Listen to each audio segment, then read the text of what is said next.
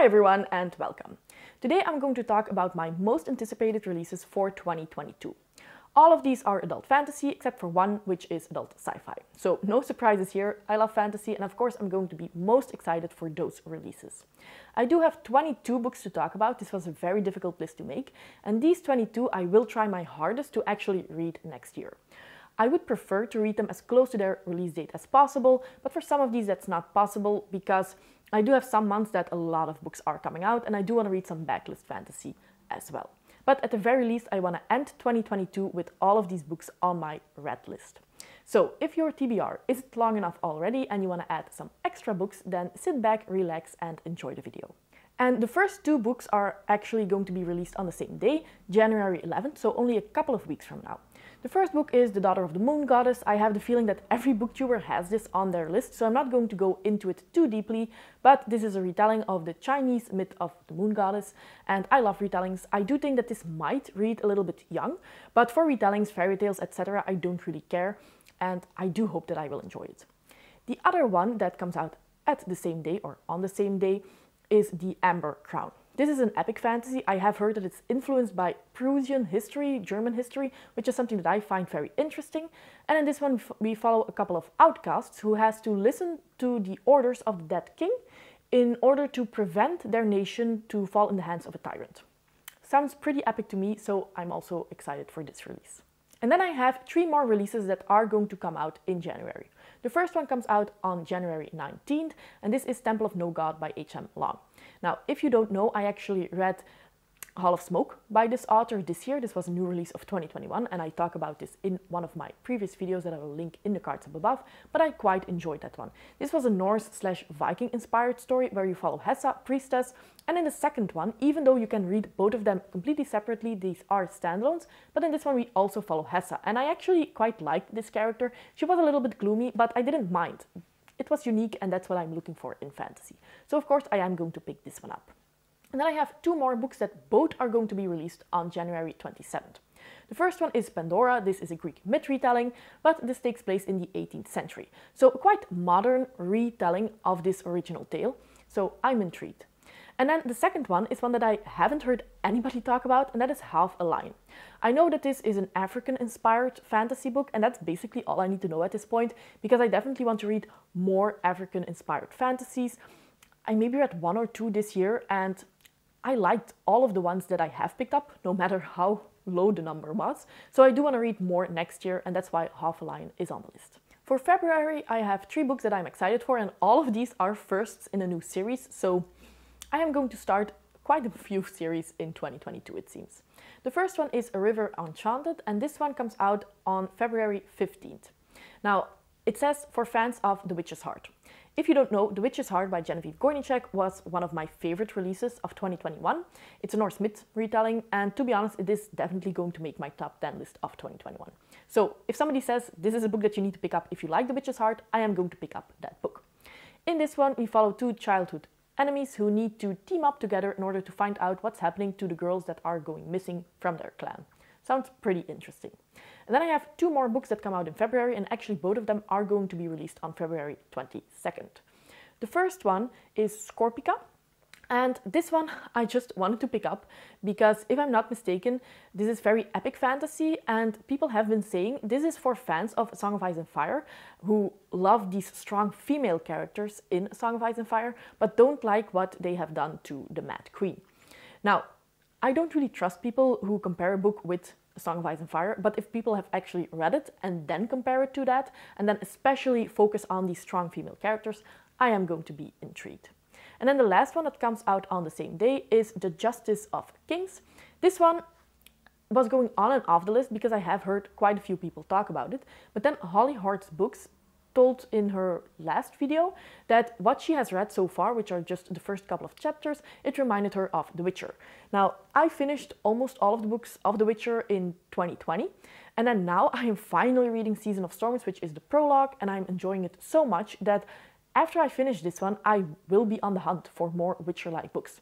So if somebody is going to compare a book to The Witcher, it automatically makes it on the list. And then we jump over March and head straight into April because I actually have 4 new releases that I'm quite looking forward to that are going to be published in that month. The first one is Spear. This is going to be released on April 19th, and this is an Arthurian legend retelling with LGBTQ plus representation. If you don't know, in 2022 I am going to read quite a bit of Arthurian legend retellings, but most of these have been published over half a decade ago, so I do want to pick up some new releases, some more modern retellings as well, and see if there is a difference between the two. Then I have two that are going to be published on exactly the same day. I don't know why this keeps happening, but this is April 26th, and the first one is Nettle and Bone by T. Kingfisher. If you don't know, I recently read The Raven and the Reindeer by this author. This is on my list of books to read in winter, and this was an amazing read. This was a dark fairy tale retelling of the Snow Queen. I absolutely adored it. What I heard from Nettle and Bone is that this is also going to be dark, fantasy-esque, fairy tale-esque maybe, with horror elements, so I'm definitely intrigued. And then the other one that comes out on April 26th is probably my most anticipated release of the year.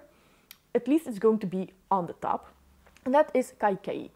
This is again a retelling, but of the Ramayana. And we will focus on a vilified queen, but we will shed a different light on her.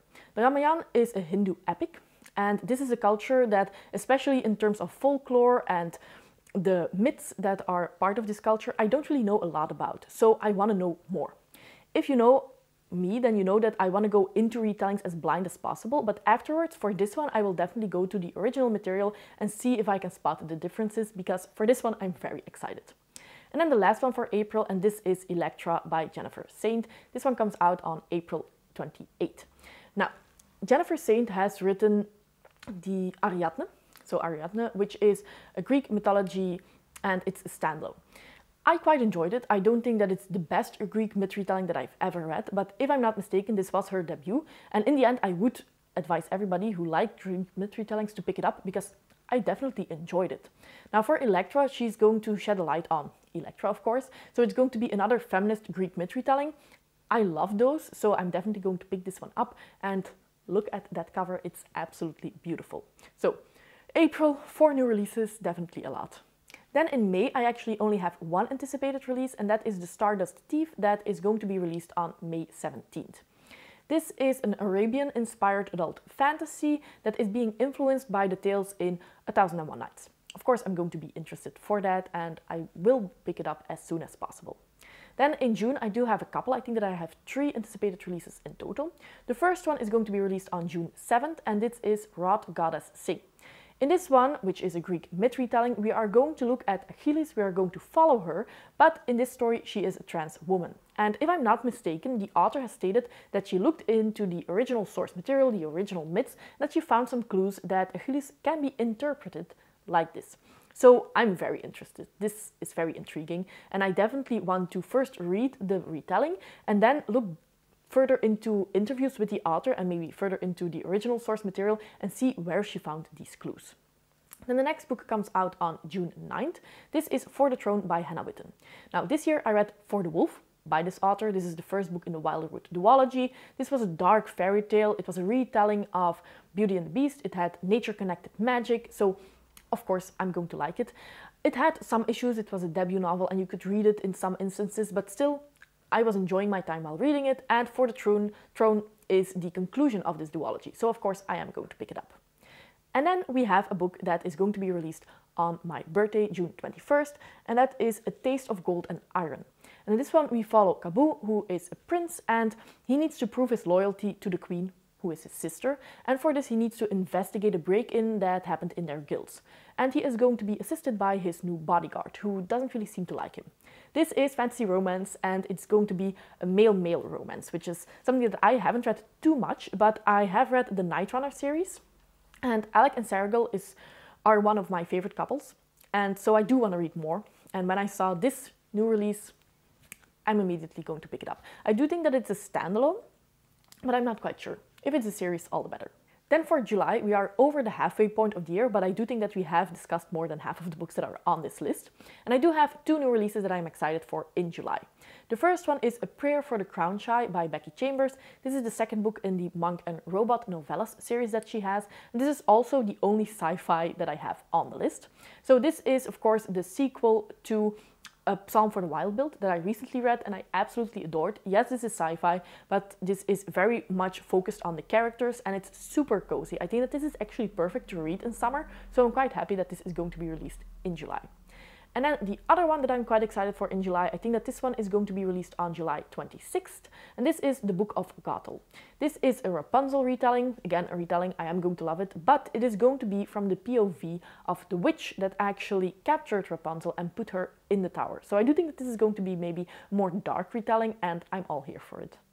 So when I recently said that we are across the halfway point, we definitely are, because I only have 4 more books to talk about. And the first one is Babel by R.F. Kuang. This one is going to be released on August 26th, and it is completely different from The Poppy War. That's a trilogy that I read this year and I quite enjoyed it. I do think that the second and the third one are not as good as the first book, The Poppy War, but still a really enjoyable trilogy.